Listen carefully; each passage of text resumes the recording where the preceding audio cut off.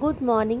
তোমরা সবাই আশা করি ভীষণ ভালো আছো, সুস্থ আছো। আমাদের অ্যাকচুয়ালি এই ভিডিওটা যেটা আমি বানাচ্ছি সেটা মেনলি আমি একটু ফোকাস করতে চাইছি weight loss versus fat loss, যেটা নিয়ে এখন শুধুমাত্র টিভি, সোশ্যাল মিডিয়া সমস্ত জায়গাতেই একটা জিনিসই তোমরা লক্ষ্য করবে, কিন্তু লোকেরা ভীষণভাবে, ইভেন ডাক্তাররা, আমি খুব অবাক হয়ে যাই ডাক্তাররা কীভাবে এতটা ওয়েট লসের ওপর নজর দেয়।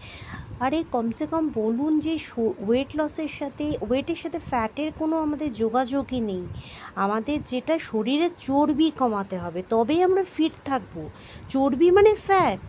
ওয়েট যখন কমছে তখন আমাদের শরীরে মাসেল যেটুকু আছে, ঠিক আছে, সেটুকুও লস হচ্ছে, সামান্য পরিমাণে ফ্যাট যাচ্ছে। প্লাস আমাদের শরীরে যখনই আমরা কার্বোহাইড্রেট খাই তখনই কার্বোহাইড্রেট কী করে, জল ধরে রাখে। শরীরের ভেতরে যে জল সেটাই শুকিয়ে যায়।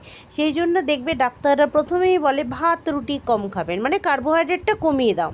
তাহলে জিমে যাওয়ার দরকার কি, বাড়িতে ওয়েট তোলার দরকারটা কি? তাহলে তো এমনিতেই তুমি রোগা হয়ে যাবে, ওয়েট লস এমনি হবে। ফ্যাট লস যদি করতে হয়, চর্বি কমাতে হয়, ওয়েট তোমাকে তুলতেই হবে, এটা তোমার মাথায় গেঁথে রাখো। সেটা তুমি বাড়িতেই তোলো বা জিমেই তোলো। আমি এই বিষয়ে অনেকগুলো টপিক আমি বানিয়েছি এবং প্রত্যেকটা পোস্ট করতে থাকবো।